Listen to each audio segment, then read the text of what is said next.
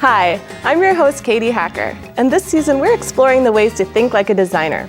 Just what makes your favorite designer pieces look great, and how does the creative process apply to your projects? After all, when you make your own jewelry, you are the designer. And today is all about pops of color and the use of intriguing color palettes to create stylish jewelry. We begin with a wire-wrapped bangle bracelet. Take a look at these neon pearls. They really pack a punch. They're super bright and a great way to add some bright pops of color to your outfits. So this bangle is really simple, and to get started all you need is a pre-made bangle. And just make sure that it fits your wrist and is a little bit roomy so that it will still fit when you do some wire wrapping. Now you would want to start out with about a yard of wire, but I'm just going to trim a little bit off here so that you can see how to get started.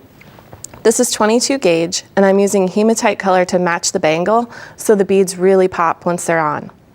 Now, I take the short tail and hold it in my non-dominant hand, so then coil it around with the long tail.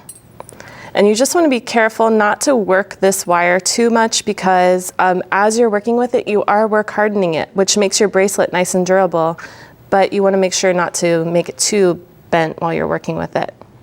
So I'll just string on an 8mm neon yellow, and you can see it's just going to lay right there. Now you could do the same technique with a plain bangle, and I'll show you an example of that in just a minute.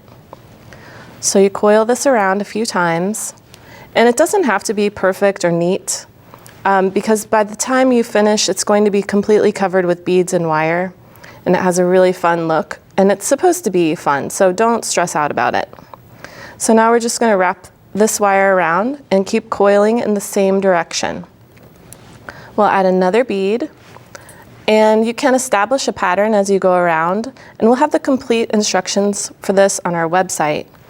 But you can get the idea here. You're just going to alternate colors.